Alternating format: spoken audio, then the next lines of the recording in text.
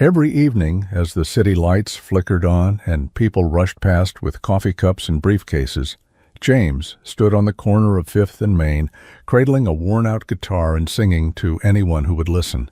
His voice, soulful, raw, filled with something that can't be taught, often got lost in the noise. Some people spared $1. Most didn't even glance his way. But one night, everything changed. A black car stopped at the curb. The window rolled down, and inside sat a woman who could have been from another world, wealthy, powerful, untouchable. She listened, and then she stepped out. What she offered James wasn't just money. It was a chance at something he hadn't dared to dream of in years, a life he thought he had already lost. This is the story of a father, a street corner, a song, and the woman who believed in him when no one else would. Before we dive in, hit that subscribe button and drop a comment. Where in the world are you watching from? The wind cut through his jacket like it wasn't even there.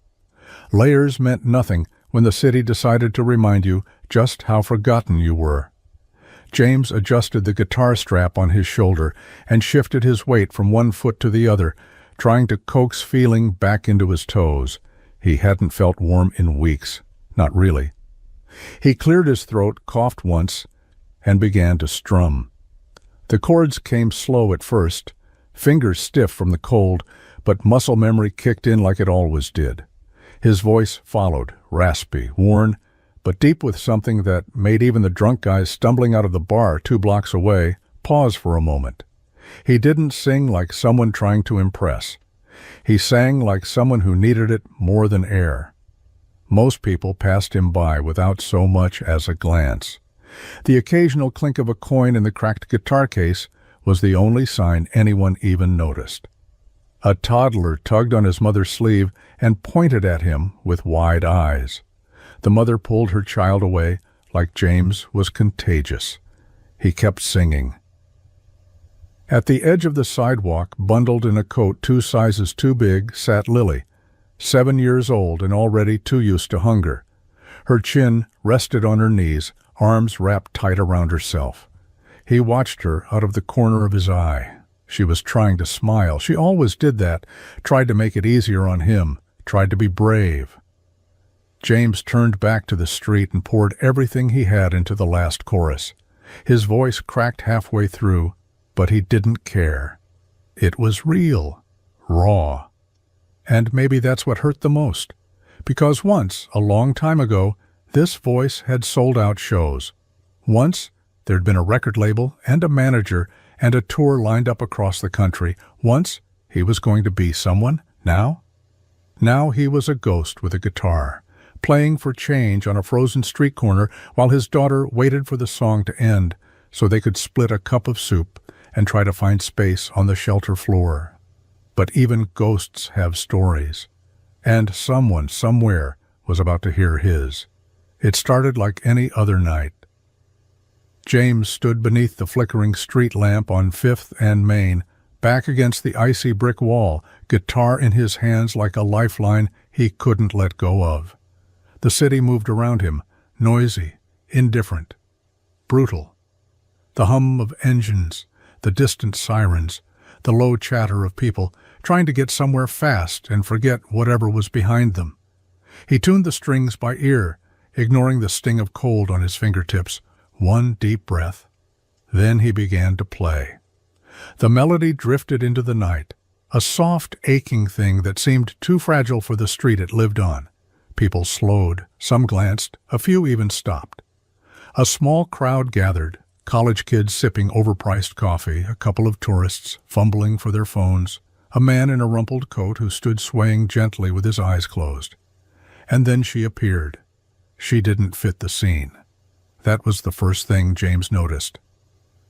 She stepped out of the back seat of a sleek black car that idled at the curb, the kind of vehicle that didn't belong in this part of town unless it was lost or slumming for character.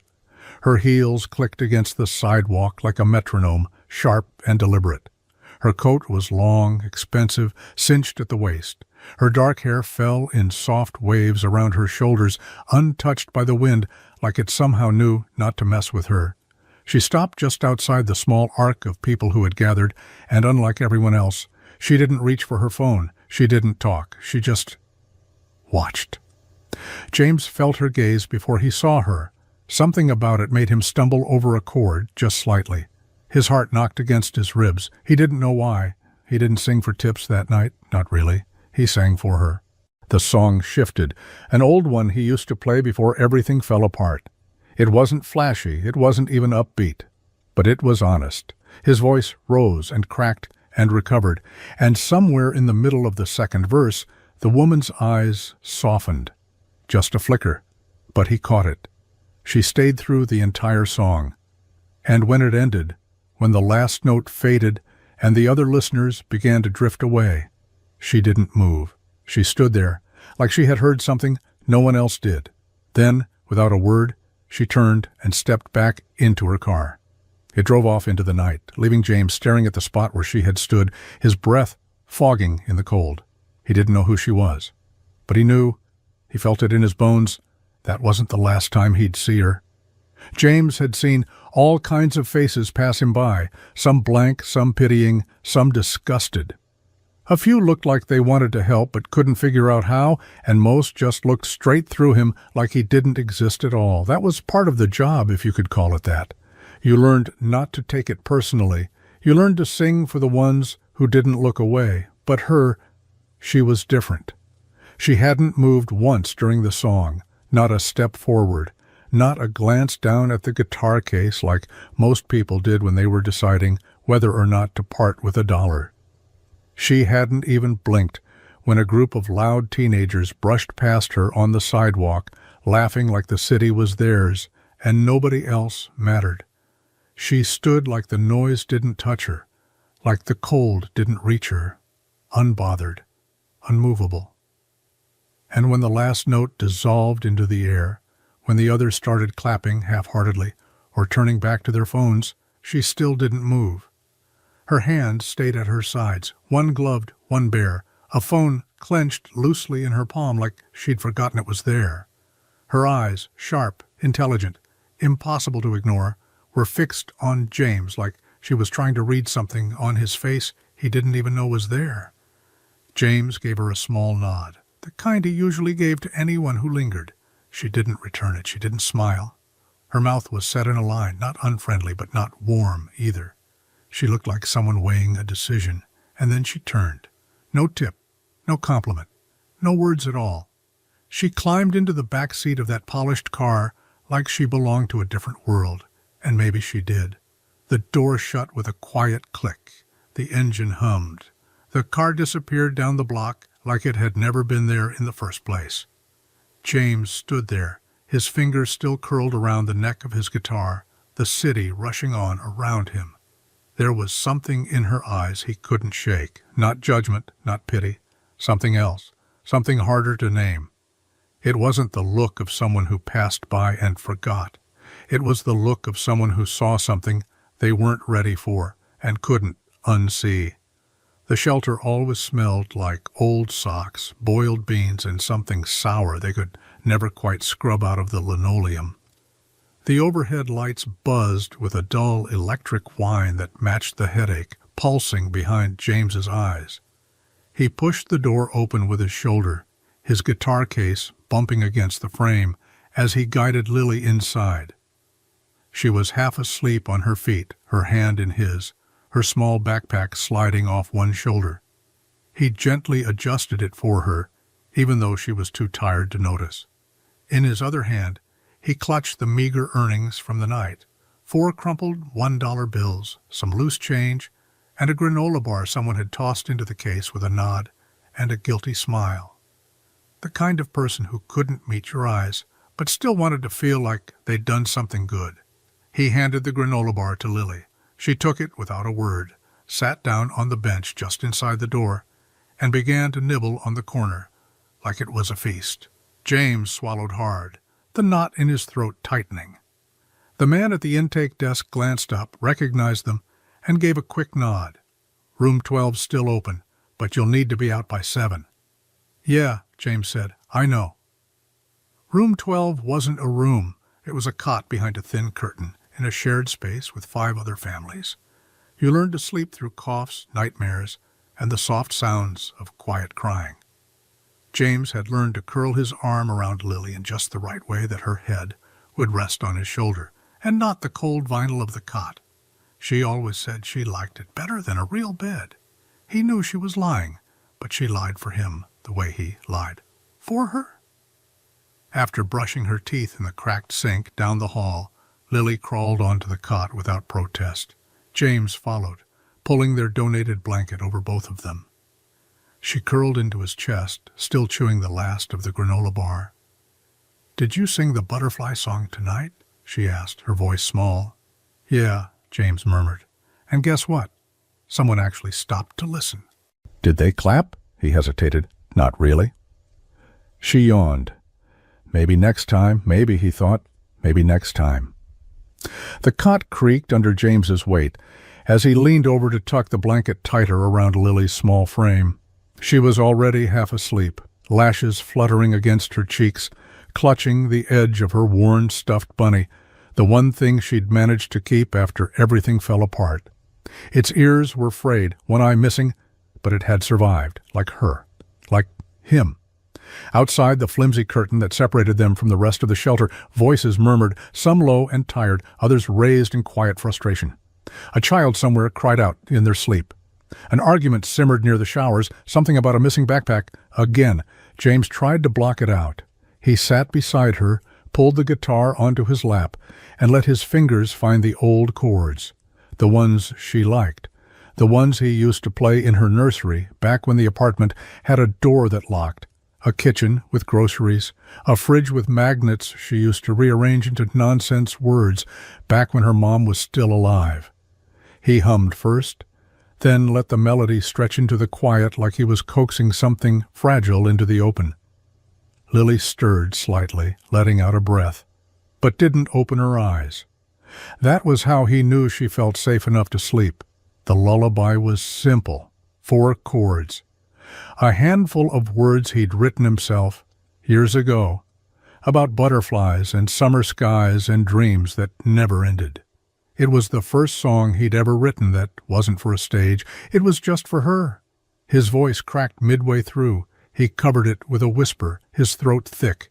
He hadn't cried in front of her since the night they lost the apartment. He wouldn't start now. When the song ended, Lily's breathing hurried, deepened. James leaned down and kissed her forehead, careful not to wake her. She shifted, murmured something unintelligible, then went still again. He set the guitar down softly, then lay beside her, staring up at the ceiling with its water-stained tiles and flickering fluorescent light. He kept hearing the song in his head, the melody looping like a promise he was desperate to keep. Tomorrow, he told himself. Tomorrow he'd sing again. And maybe, just maybe, that woman in the car would come back. The downtown skyline gleamed like a crown in the morning sun, sharp angles and glass towers reflecting a world far removed from street corners and shelter cots. On the top floor of one of those towers, behind frosted glass and polished steel, Elena Dawson sat in silence, the morning headlines untouched on her tablet, and a half-finished espresso cooling on her desk. She had listened to the clip 5 times already. Her assistant had sent it to her late the night before, after some intern flagged it. From a local busker's YouTube channel. The quality was rough, just a shaky phone recording with wind distortion and passing car noise, but the voice cut through all of that. It was weathered and broken in places, but not from lack of control, from pain, from life. It held the kind of emotion no studio session could fake, the kind that haunted people long after the song ended. Elena sat back, her fingers steepled beneath her chin. "Find out who he is," she had said, as soon as the recording ended, and now she had the answer in a folder on her desk. James Monroe, 38. Former indie folk artist, had one breakout single almost a decade ago before fading into obscurity. No official releases after 2016, no known current address, no agent, no manager. Last known residence was foreclosed 3 years ago. A handwritten note in the corner. frequently seen performing at 5th and Main evenings. There was a photo, too, not a recent one. Younger, cleaner, smiling with a baby in his arms. The baby was Lily. The woman beside him, her name was Julia Monroe, deceased. Car accident. Elena didn't need to read the rest. She remembered the name. She closed the folder and looked out at the city sprawling below. This wasn't just about a voice. She'd seen something in his eyes that night, something raw and untamed, something that made her feel for the first time in a long time like she wasn't listening to another manufactured talent begging for a brand deal. This was a man who had bled for his music. Elena Dawson wasn't easily moved. But last night, on a cold street corner in a forgotten part of town, something had shifted. She wasn't sure what it meant yet, but she knew one thing for certain. She was going back. The wind wasn't as cruel that night, but James still felt it in his bones. He always did. Cold had a way of settling into places that had already been hollowed out by grief. Still, he sat up like he always did, guitar case open, strings tuned as best as he could manage, with fingers that didn't bend like they used to. Lily sat on her usual spot, an old milk crate covered in a folded hoodie, coloring with a dull crayon in a notebook she found in the shelter's donation bin. Her cheeks were flushed from the chill, but she didn't complain. She never did. James started to play, easing into a slow, finger-picked tune. A love song, though he didn't really believe in those anymore. The kind of song that sounded like the space between two people who used to know each other well. The melody drifted into the street, soft and aching, and once again, the world barely noticed. But then the car pulled up, same black luxury sedan, same quiet stop at the curb. He recognized it immediately, even before the door opened, and she stepped out. Her coat tonight was a deep burgundy, the kind of color that made people turn and stare. Her heels clicked again, but this time she walked closer, closer than before, close enough to catch the tail end of the verse, close enough to really see him, his patched jeans, his worn boots, the lines around his eyes that hadn't been there 10 years ago. He kept playing, but something in him tightened. This wasn't the kind of woman who showed up twice. When the song ended, she didn't clap, she didn't smile. She pulled a $20 bill from her coat pocket and placed it gently in the guitar case. Then she looked up at him. "What's your name?" she asked. James stared at her for a second, unsure if she was serious. Most people didn't care. He cleared his throat. "James," he said. "James Monroe." A pause. Something flickered behind her eyes. "Thank you, James," she said softly. Then she turned and walked away. Not back to the car this time, but down the sidewalk, vanishing into the crowd like she belonged there. James stood still, the $20 bill fluttering slightly in the wind. He didn't know what just happened, but it didn't feel like an accident. James didn't expect to see her again the next night. But there she was, same coat, different heels, and that same unreadable look in her eyes.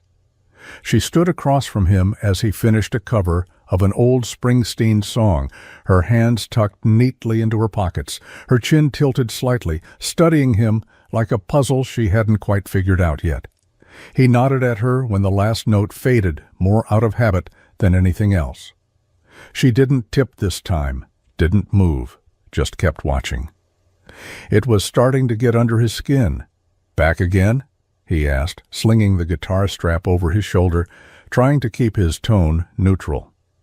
"I wanted to hear you sing," she said, matter of fact, like it was the most obvious thing in the world. James snorted under his breath. "Plenty of people with guitars in this city. Most of them aren't freezing on street corners. But they don't sound like you," she said. There was something in the way she said it, quiet, pointed. Not flattery, not pity, observation. He turned to adjust Lily's hoodie, buying time. She was curled up beside him, her head resting on her knees, dozing with the gentle ease only children and the completely exhausted could manage. The woman stepped closer, lowering her voice. "Where'd you learn to sing like that?" James didn't answer right away. His fingers flexed, the cold biting into his knuckles. He hated this part, the way people looked at him when they realized he used to be something. The shift in their tone, their posture, the 100 questions that came after. "Nowhere," he said finally, eyes locked on a crack in the sidewalk. "Just picked it up." "You don't pick up that kind of voice," she replied. "You lived it." He looked at her then, really looked. Her gaze didn't waver. She wasn't trying to flatter him, she wasn't playing some angle, but that only made it worse. "I used to sing for people who clapped at the end," James said, shrugging. "Now I sing for people who keep walking." He turned away before she could respond, crouched down to gather his things, his guitar case still mostly empty. She didn't say another word, but she didn't leave either. There was a time when James didn't play on street corners. There was a time when his name was printed on posters and whispered in backstage circles as the next big thing. Back then, he played under lights that actually worked, in clubs that smelled like sweat and spilled beer instead of urine and old dreams. The crowds were small but growing. His songs were raw, honest, the kind of lyrics people quoted in captions and scrawled into journals like they were their own. He had a record deal on the table, a manager who believed in him, and a woman who sat in the front row every night, mouthing every word like it was sacred. Julia. She had a laugh that made people turn their heads, a presence that grounded him when the chaos of half-packed bars and late-night rehearsals started to spin. She was the first person who ever told him his voice sounded like a bruise healing. She was also the one who convinced him to record Hollow Season, the song that caught fire online and turned everything from a pipe dream into a career. And then just like that, it was gone. One icy morning, a car coming back from a grocery run, a drunk driver who never hit the brakes. James got the call in the middle of a studio session. He still remembered the engineer's voice when he asked if everything was okay. It wasn't. It never would be. Julia died before the ambulance even got there. Lily was in the back seat, 3 years old, somehow untouched, except for a tiny scar near her eyebrow and a silence that lasted weeks. James stopped singing after that. He walked away from the contract, the stage, the fans who begged for one more song. Nothing made sense without her. The music felt like a lie, a performance he couldn't stomach anymore. He sold the equipment, let the lease on their apartment lapse, took whatever savings they had left, and tried to keep Lily warm, fed, and unaware of how quickly their world was caving in. The gigs stopped. The calls stopped. And eventually, so did the hope. Now he sang again, not for fame, not for applause. He sang because it was the only way he knew how to stay alive. By the end of the week, James could feel her presence before he saw her. It was like the air shifted, went still, quieter somehow, even though the city never stopped humming. Sirens still wailed in the distance, tires still hissed over wet pavement. The occasional drunk still stumbled past with a slurred insult or a song request he never planned to pay for. But when she showed up, everything else seemed to recede. Elena didn't speak, not after that first real exchange. She didn't ask more questions. She didn't press. She just stood there, a few feet from the curb, gloved hands folded in front of her, eyes fixed on him like he was the only thing worth watching in a world full of noise. It unnerved him. People didn't linger unless they wanted something, a song, a story, a piece of you they could wear like a souvenir. But she never asked for anything. She just came, night after night, like clockwork, and listened. At first he thought she was studying him. Maybe she worked for some new agency he hadn't heard of, some fancy brand looking for a charity case to sponsor. Or maybe she just liked sad stories and broken things. There were people like that. People who collected tragedy the way others collected art. But then, one night after a particularly rough set, his voice hoarse, fingers numb and barely keeping hold of the chords, he looked up and found her watching with something different in her eyes. It wasn't curiosity, it wasn't pity, it was grief. Just for a second, a flicker like a shadow passing behind a curtain. And then it was gone. She left after that song, like always. No words, no tips. Just a nod so small it could have been imagined. James sat down beside Lily, who had curled up against the base of the building with a scarf wrapped up to her nose, and rubbed his hands together to chase the feeling back into them. "She's not like the others," Lily mumbled, half asleep. James looked at the empty sidewalk where the woman had stood and swallowed hard. No, she wasn't. The night was colder than usual, the kind of cold that settles into your chest and makes breathing feel like swallowing broken glass. James had been playing for nearly 2 hours, but the crowd had thinned early. Most people weren't in the mood to stop for music when the wind cut through their coats like knives. His fingers were raw, the string stinging more than singing, but he kept playing anyway. He had to. Lily huddled beside him, tucked inside 2 sweaters and a jacket that still didn't fit quite right. Her mittens were damp from the slush on the ground. She didn't complain. She never did. But James could see her teeth chattering, see the way her little fingers curled into themselves like they were trying to disappear. That's when the scent hit him. Coffee. Real coffee. Not the burnt kind from the shelter's vending machine, but the rich, roasted kind that cost more than he made in a night. He looked up. Elena stood a few feet away, her heels making no sound on the concrete. In one hand, a paper cup with steam rising through the frigid air. In the other, a smaller cup, hot chocolate, judging by the whipped cream melting at the rim. She held them out, wordless. James stared at her. His pride flared, hot and immediate, like it always did when someone tried to hand him something he hadn't asked for. He almost shook his head, almost stood up, and told her he didn't take handouts. But then, Lily coughed, a small, dry sound, and her hands, tiny, trembling, tightened around the ends of her scarf. He looked back at Elena. Her expression didn't change. She wasn't smiling, wasn't begging him to say thank you. She was just offering. No strings, no judgment. He stood slowly, his knees aching from the concrete, and took the cups from her hands. "Thank you," he muttered, barely more than a breath, and she nodded. "It's nothing." But it wasn't nothing, not to him. He handed the smaller cup to Lily, who lit up instantly, wrapping her mittened hands around it like it was treasure. Elena lingered a moment longer, then asked quietly, "Why here? Why the street?" James didn't look at her when he answered, "Because no one can take this from me." The sky was bruised with cloud cover when Elena showed up again, coat flaring slightly in the wind, a purpose in her stride that wasn't there before. James was midway through an old folk song, one of the few that still came easy, when she stepped into the circle of light from the street lamp. She didn't interrupt. She waited, arms crossed, eyes fixed on him, like she had made a decision and wasn't about to second-guess it. When he finished, the last note trailing off into the thin winter air, she spoke. "I want to make you an offer," she said. James raised an eyebrow, more from exhaustion than curiosity.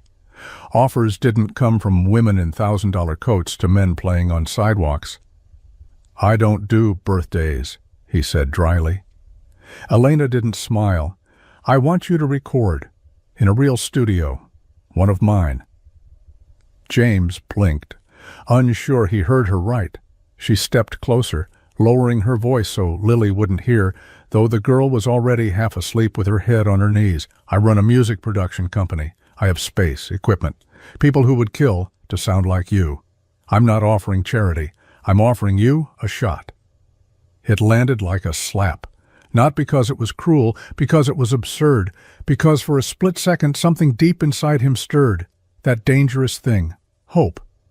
James stood slowly, brushing snow from his coat. "Why?" he asked. "Why me?" "Because you have something they don't," she said. "Realness, pain, heart.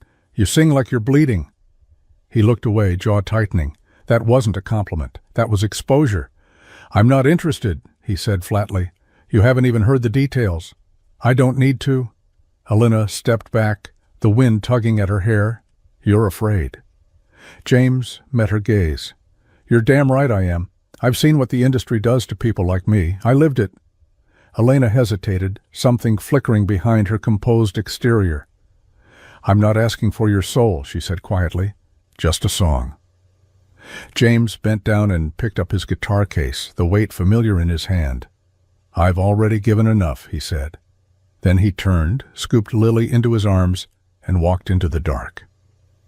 The studio had smelled like lavender-scented air freshener and old coffee.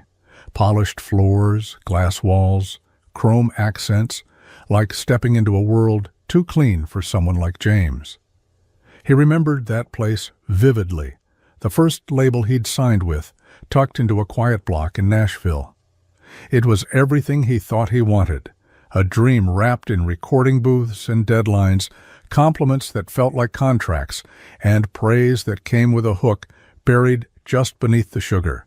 At first, it was electric. They loved his voice, called it authentic, marketable, aching with edge. They talked about branding, target audiences, album aesthetics. They changed his name, said James Monroe was too plain, and handed him clothes he would never wear off stage. They edited his lyrics, reshaped his songs, took the ones written for Julia and smoothed the corners until they didn't sound like heartbreak anymore, just noise dressed as sorrow. The worst part was how fast he let them, because they promised him a future, a better life for Julia, a safe one for Lily. And for a while he believed them. He played showcases, filmed interviews, smiled through exhaustion. He sang songs he no longer recognized under lights that made everything look golden, except him. Then came the collapse. The night he told them he wanted to write his own material again, that he didn't want a second album built around someone else's pain. They said no, said he wasn't a songwriter anymore. He was a product. That word stuck in his throat like a nail. So he walked, told the manager to shred the contract, left the studio with nothing but his guitar and a voicemail from his agent asking if he'd lost his mind. He had. Or maybe he finally found it. The gigs dried up overnight. Without the label's push, he was just another man with a guitar in a city full of voices. When Julia died 6 months later, the silence that followed wasn't just grief. It was everything. The career, the hope, the music, it all vanished into that hospital room with her. James hadn't sung into a microphone since, and he wasn't about to start now, not for anyone, especially not for someone who thought she saw potential. The shelter's fluorescent lights buzzed faintly overhead, casting everything in that pale, institutional glow that made warmth feel like a memory. James sat on the edge of the cot, elbows on his knees, trying to work the stiffness out of his back. Another long night on concrete, another morning of wondering if he'd made the right choices, walking away from the studio, from the offer, from whatever Elena Dawson thought she saw in him. Lily was curled up on the floor with a stubby crayon clutched in one hand and her tongue poking out in concentration. She'd found the crayons in a donation bin the day before, along with a half-used spiral notebook missing its cover. She guarded both like treasure. James had learned not to ask what she was drawing. It gave her something that felt normal, even if nothing else in their lives did. "You want to see?" she asked suddenly. He turned. She held the paper up proudly, her smile stretching wider than it had in days. The drawing was messy, lines crooked, proportions off, but the intent was clear. There was a big stage lit up with bright yellow stars. A crowd of tiny, smiling stick figures stood below it, arms raised like they were cheering. On the stage stood a tall man with a guitar, his smile drawn in purple. Beside him, in the front row, was a smaller figure with pigtails and a big heart on her shirt. "That's me," Lily said, pointing to herself. "And that's you." Singing. James blinked, throat tightening. She looked up at him, eyes wide and hopeful. "You should do it, Daddy." He didn't answer. "Miss Elena could help," she added, matter of fact, as if it were the most obvious thing in the world. James looked down at the drawing again, trying to ignore the ache in his chest. "Where'd you even get that idea?" he asked gently. "You said she had a music place," Lily said, "and she likes your songs. She listens." He swallowed hard, unable to meet her eyes. "It's not that simple, kiddo." "It could be," she whispered, setting the picture on his lap. "If you let it." James stared at the crayon version of himself on that stage, and for the first time in a long time, he didn't look so lost. The phone felt heavier than it should have, like it knew what it represented. James sat outside the shelter on the cracked concrete steps, the morning sun doing its best to pretend it was warm, though the chill still lingered in his bones. His guitar rested beside him, silent for once. Lily was inside, showing off her crayon drawing to one of the volunteers, her laughter echoing faintly through the metal door behind him. He stared at the business card in his hand. White, sleek, minimal. Just a name, Elena Dawson, and a direct number printed in crisp black font. No slogan, no frills, just a line straight into whatever world she came from. James had held on to it longer than he meant to, thought about throwing it away more times than he could count. But then Lily started talking about stages again, about microphones and spotlights and how Miss Elena believes in you. And something inside him shifted, not for him. He was done chasing dreams that chewed people up. But Lily still believed they were real. He took a breath and dialed. Each ring felt like a question. Each second dragged. And then her voice, calm, measured, unmistakable. "This is Elena." James hesitated. His tongue felt thick. "It's James," he said finally.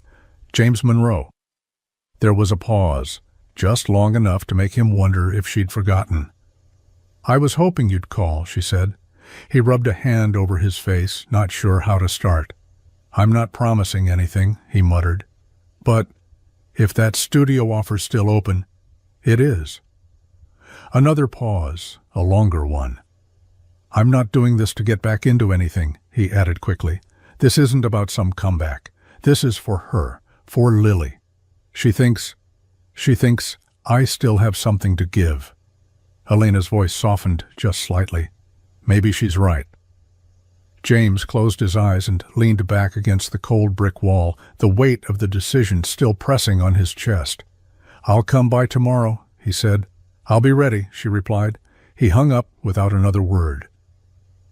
And for the first time in months, maybe years, the silence didn't feel like failure.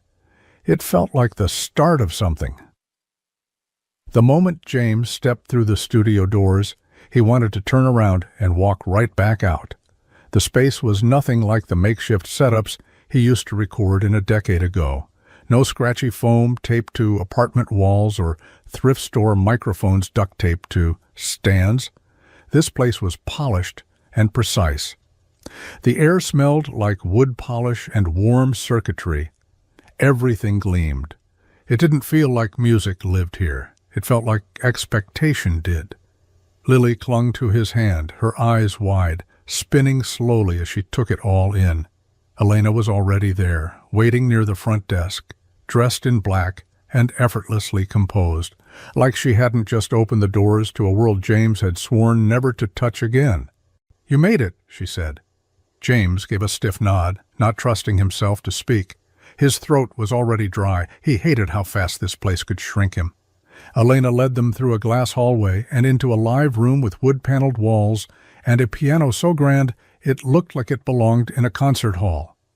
The booth sat behind a soundproof window, lit from within, glowing like an interrogation room. "This is Paul," she said, gesturing toward the man already behind the mixing console, mid-50s, tired eyes, no fake smile. James appreciated that. Paul gave him a once-over, then a nod. "Mic's hot when you're ready." James set his guitar down like it might bite him. Every instinct told him to walk. But then Lily tugged at his sleeve. "Sing the Butterfly Song," she whispered, like it was a secret. He took a shaky breath and stepped up to the mic. The headphones settled over his ears with a snap, and suddenly the world narrowed. Just him, the guitar, and the blinking red light on the glass that meant someone was listening. He glanced toward the booth. Elena stood with her arms crossed, expression unreadable. Watching, not judging, waiting.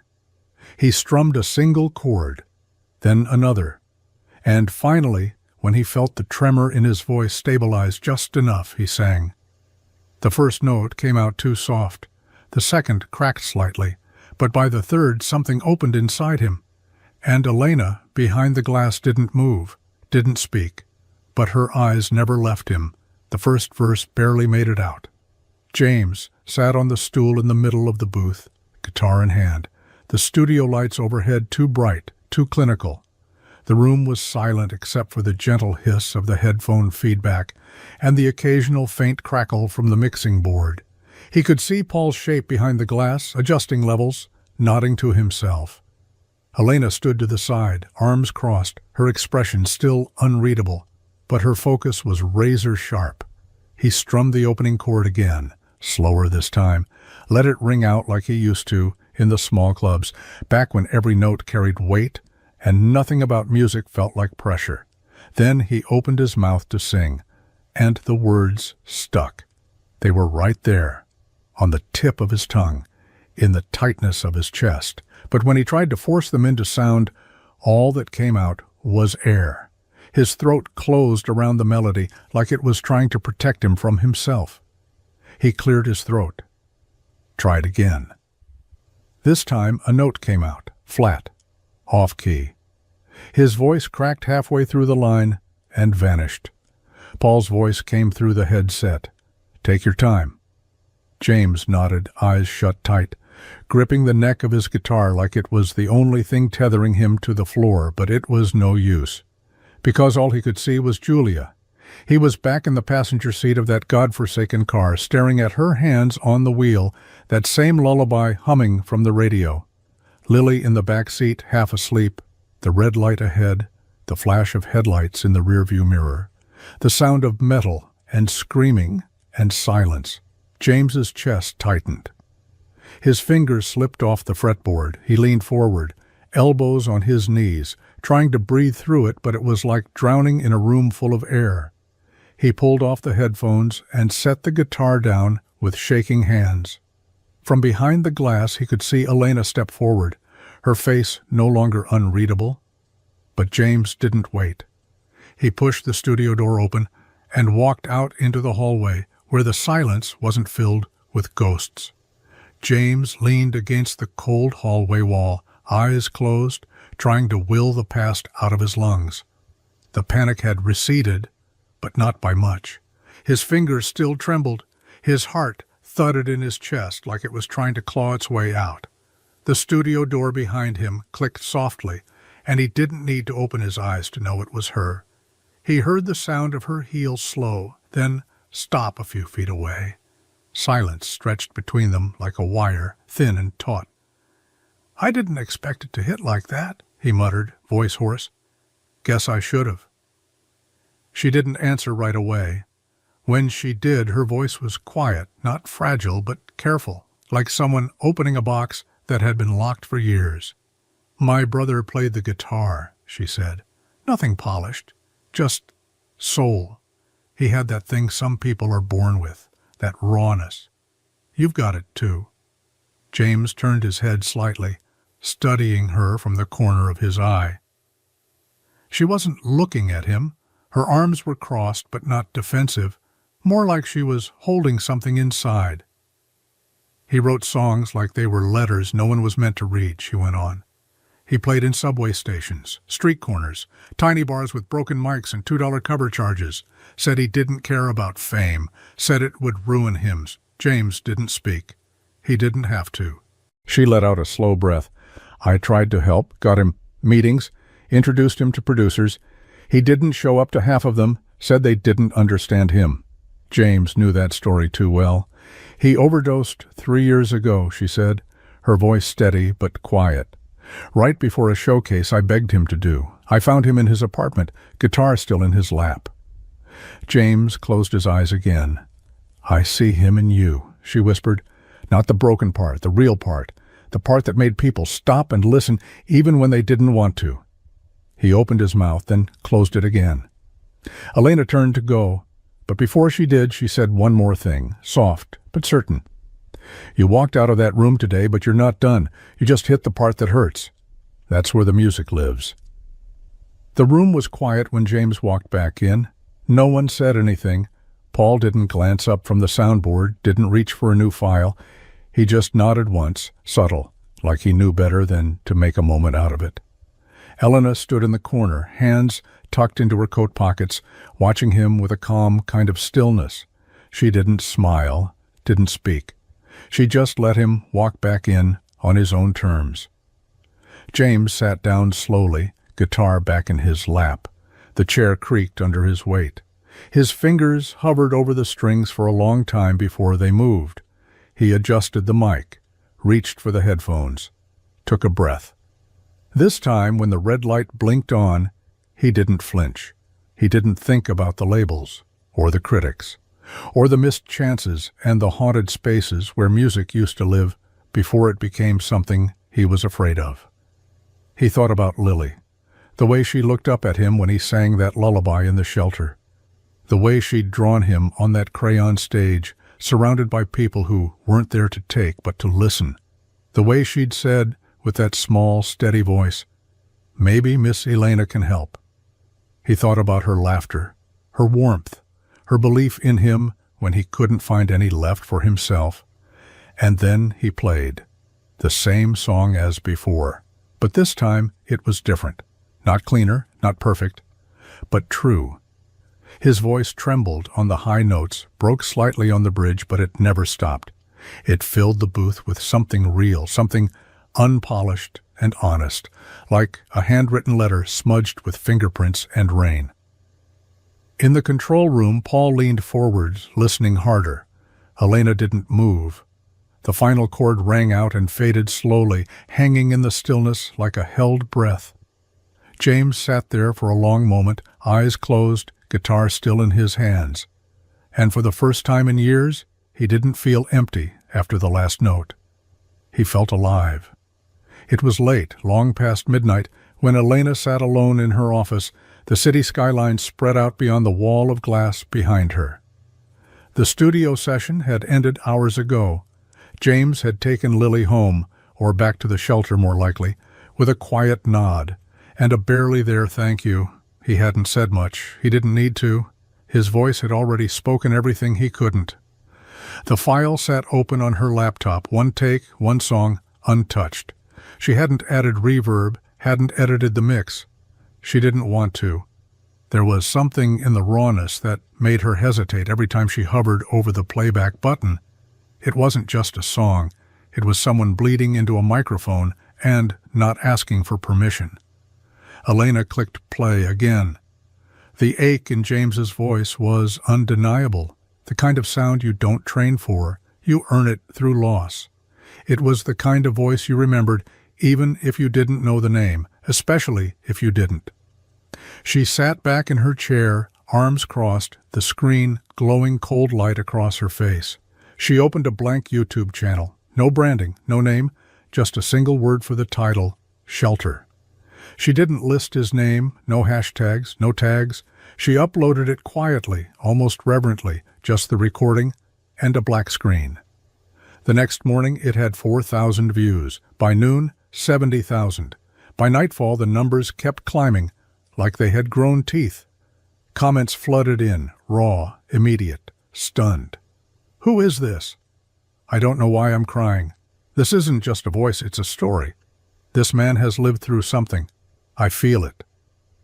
Music bloggers picked it up first, then influencers, then someone in a well-known indie band tweeted the link with just 2 words. This wrecked me. By the next day, people were begging to know who the man behind the voice was. But Elena said nothing. She let the mystery speak for itself, because she knew it wasn't time for the world to meet James Monroe. Not yet. He needed to be ready to choose that moment himself. But the world was already listening. It started with whispers. Then it grew into a frenzy. Music blogs ran headlines like wildfire, the unknown voice breaking the internet. The most haunting song you'll hear this year. Who is the man behind Shelter? Podcasts speculated, TikToks dissected every syllable. Some claimed it was a famous singer in disguise. Others swore it had to be a ghostwriter stepping out of the shadows. But most didn't care who it was. They just wanted more. People looped the track for hours, letting the raw honesty of it settle into their bones. Comments poured in by the thousands. "I haven't cried to a song in years. This broke something open in me." He sounds like he's lived through hell, and somehow he still sings like he believes in something. "Please, whoever you are, don't stay hidden." James had no idea. He didn't check social media, he didn't have Wi-Fi, much less a phone with a data plan. He was still waking up on cots, still walking Lily to the community center for breakfast, still strumming his guitar on the sidewalk like nothing had changed. But Elena saw the storm brewing. She watched the numbers climb, watched the messages flood her inbox from producers, journalists, label execs who sensed a gold mine under the gravel. Everyone wanted to own it, to put a face to the pain. They didn't care about the story, only the sensation. And still, she said nothing, because she knew what fame had done to people like James. He was a man rebuilt from ashes, one note at a time. And the world, with all its cameras and claws, could just as easily tear him apart again. Still, it was only a matter of time. A popular radio host aired the clip live, voice cracking by the second verse. A Hollywood actor reposted the video to 20 million followers with a caption that simply read, "Whoever this is, you saved my life today." By the end of the week, the industry was on fire with one question: who is this man with the golden voice? And James. He was back on his corner, playing for spare change, completely unaware that the world had already fallen in love with a song he wasn't sure he was ready to claim. James felt it before he saw it. The glances, the way strangers lingered too long, the questions that came from people who never used to speak to him. He'd finish a song on the corner, and someone would walk up, not with $1 or a compliment, but with a phone in their hand, screen glowing, video recording already rolling. "Hey, are you the guy from that song, the Shelter one?" James would shrug. "Don't know what you're talking about," he'd say, his voice flat, but it didn't matter. The resemblance was undeniable. The voice was too exact. Someone had connected the dots. It spread faster than he could run. Local news reporters started showing up near the shelter. A woman with a clipboard tried to follow Lily to school. Photographers hung near the soup kitchen, like vultures waiting for something to die. And James? He panicked. All he could see was the past playing out again, the meetings, the interviews, the fake grins from men in suits who'd never written a song in their lives, the promises, the pressure, the applause that felt like a trapdoor. He had built his life back from ruins, piece by fragile piece, for Lily, for survival. He didn't want it picked apart again. So he disappeared. He stopped showing up at his usual spot, moved to a different side of the city, took a cot at a different shelter under a different name. He shaved the beard, cut his hair, switched out his guitar case for an old backpack. Elena called, left messages. No response. She showed up at the shelter one evening, but he was already gone. Lily's crayon drawings were still taped to the wall near the cot they'd been sleeping in, and that nearly broke her. James didn't leave because he was ashamed of the song. He left because the world was knocking at his door again, and he didn't know how to let it in without losing everything he'd fought to protect, especially the one thing that mattered more than his music. Lily. It took Elena 5 days to find him. 5 days of dead ends, missed leads, shelter coordinators who politely refused to say a word, and staff who didn't know or pretended not to know where James Monroe had vanished to. But she knew he hadn't gone far. Not with Lily. He was a man trying to stay invisible, not someone trying to disappear. And when she finally spotted him, it wasn't at a shelter or a community kitchen. It was under a rusted overpass on the west side of the city, where people walked fast and didn't make eye contact. He was sitting on the curb, guitar resting beside him, Lily curled against his side, wrapped in a patchwork of donated blankets. The hum of passing cars drowned out the world around them, but Elena didn't need to hear the music to know it was still playing in his head. She stood there for a minute before she approached. James saw her before she said anything. His shoulders stiffened, the way someone braces before a storm. I figured you'd find me, he said quietly, not looking at her. Elena stepped closer, crouching down to his level.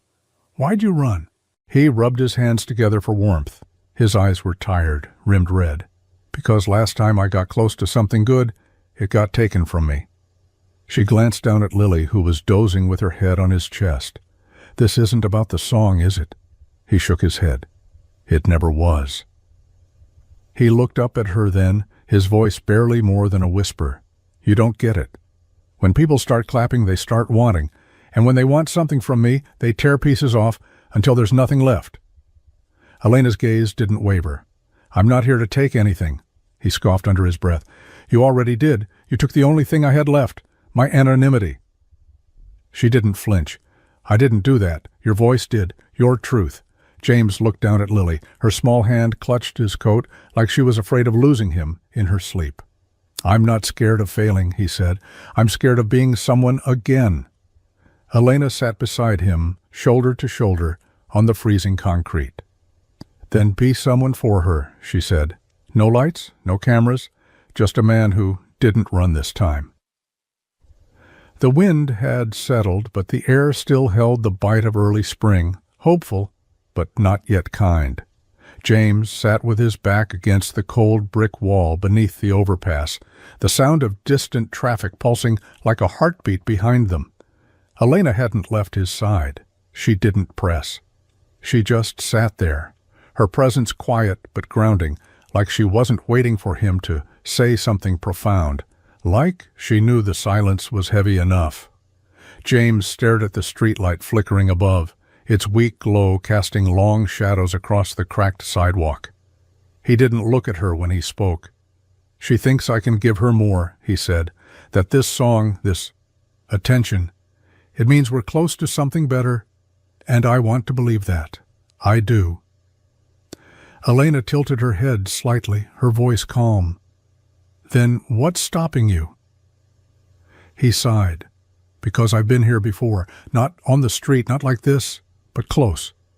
And I remember the way it felt when it all slipped away, when I couldn't stop it. She didn't interrupt. I couldn't save Julia, he said quietly. Couldn't save my career. Couldn't save anything. And now Lily's looking at me like I'm still that man I used to be, like I'm going to rise from the ashes and build her some kind of fairy tale life. He shook his head, voice rough. But I'm just a guy who sings to survive. Elena turned toward him. You're wrong. He looked at her, startled by the certainty in her tone. Lily doesn't need you to be famous, James. She doesn't need you to be perfect. She just needs you to stay, to show up, to be present. She paused, to be brave enough to try. He looked down at the sleeping girl tucked against him, her breath soft and even, her fingers still tangled in his coat. You think showing up is enough? I think, Elena said, for a little girl who's already lost too much, showing up might be everything. James swallowed hard. She reached over, gently touched his shoulder. You're already someone. To her, you're everything. Don't run from that. Let it be the reason you don't disappear again. And this time, he didn't look away.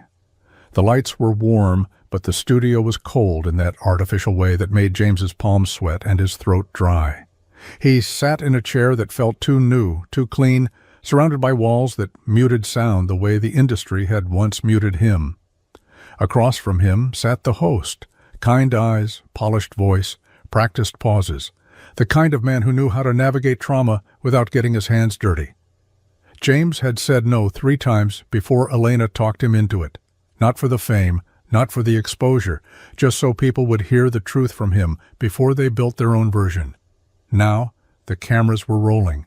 The red light blinked to life. And the world was listening. The host leaned in, his tone gentle.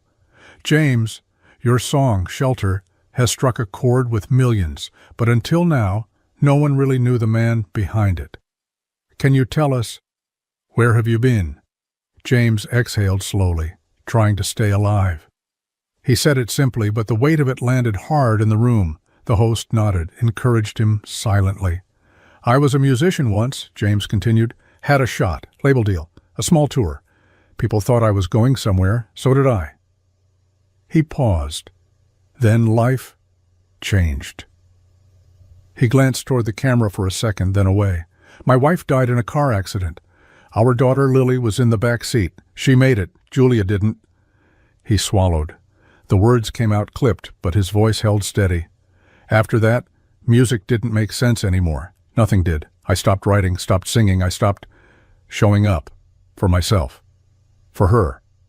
He looked down at his hands, calloused and cracked. We lost everything, and I couldn't give Lily a roof or stability or even answers. The only thing I could give her was a song. The host didn't speak. Let the silence breathe. James looked up again. Shelter wasn't supposed to go viral. It wasn't a comeback. It was a lullaby for my daughter, for anyone holding on by their fingertips. He paused, the room thick with stillness. And if that's all I ever sing, he said, it'll be enough. And for the first time in years, he believed it. The studio lights dimmed, casting a soft hush over the crowd. The air buzzed with anticipation, the kind that filled a room just before something sacred happened. James stood behind the curtain, guitar slung across his shoulder, heart pounding so loud he could barely hear the stage manager's countdown. His fingers fumbled over the tuning pegs, not because the strings needed it, but because he needed something to do, something to ground him. This wasn't a smoky bar or a city corner. This was national television. Millions would be watching. He hadn't stood on a stage like this in years. And back then, everything had been different. He'd been someone else. A whisper passed over the audience as the host introduced him. You've heard his voice? You've felt his story? Please welcome James Monroe. Applause rose like a wave and crashed into silence. The curtain lifted. James stepped into the light. He squinted, momentarily stunned by the brightness, by the size of the space. But then he saw her, Lily, front row, hair in braids, new dress they'd picked out together at a second-hand shop, her tiny feet swinging just above the floor. She clutched the stuffed bunny she never let go of. And when their eyes met, she smiled, big and bright, like this wasn't terrifying at all, like it was just another night of her daddy singing the butterfly song in the shelter before bed. And just like that, the fear cracked open. He stepped to the mic, took a breath, and played. The first chord rang out clear and warm, the kind of sound that settled into people's bones. His voice followed, steady, raw, fuller than it had ever been, not because it was perfect, but because it was honest. He didn't sing for the cameras, he didn't sing for the charts or the fame. He sang for Lily. Each lyric carried the weight of everything they'd survived, the loss, the street corners, the sleepless nights, but also the laughter, the small victories, the hope that refused to die. And through it all, his eyes never left hers. Because in that moment, James wasn't making a comeback, he was simply coming home. The office space wasn't much, just 2 rooms above an old print shop downtown, with mismatched furniture, a borrowed coffee maker, and a window that stuck when you tried to open it. But James stood in the doorway like it was a cathedral. The walls were bare for now, except for a corkboard with pinned Polaroids of buskers, session artists, and street corner singers, faces weathered by survival, voices forgotten by an industry that only listened when it was profitable. He ran a hand over the desk, the edge still rough from where Lily had helped him sand it down the week before. She'd drawn a tiny heart in the corner with a pink marker, and he hadn't bothered to scrub it off. This place, the Sixth String Foundation, wasn't built to make hits. It was built to make space. A safe one, where music could live without being stripped, packaged, and sold. Where people who'd lost everything, just like he had, could walk in, sit down, and feel human again. Instruments were donated. Rehearsal rooms were shared. Stories were traded like currency. Elena had believed in it from the start. She'd shown up to that first meeting with the boardroom fire in her eyes, pitching the idea like it was the most important project she'd ever touched. And maybe for her, it was. She didn't just fund the nonprofit. She opened her studios, lent her name, called in favors that took years to earn, not because she needed the credit, because she saw what James saw. That music had saved him, but not everyone got that chance. Now he was giving it. Every week he sat in with a new artist, someone fresh out of rehab, someone who hadn't touched a piano since they lost their home, someone who had nothing but a song rattling around in their chest and nowhere to put it. James listened. He nodded. He played along. He still sang, sure, still wrote, still performed when it felt right. But that wasn't who he was anymore. He wasn't just a musician. He was a bridge, a place for others to start again. The house wasn't big. 2 bedrooms, 1 bathroom, a porch that creaked when you stepped on the 3rd plank, and a backyard just wide enough for a tired swing set and a few stubborn patches of grass trying to survive the season. But to James and Lily, it might as well have been a palace. The first night, they ate dinner on the living room floor, paper plates, mismatched chairs, Lily in her pajamas long before the sun went down. She laughed through every bite, feet tapping to a rhythm only she could hear, her eyes flicking excitedly from wall to wall like she couldn't believe they all belonged to them. James sat beside her, watching, still in disbelief, still trying to adjust to the quiet, no shelter check-ins, no curfews, no shared spaces where strangers wept behind paper-thin walls. Just a home, theirs. On the counter sat a letter, the official deed, signed and sealed.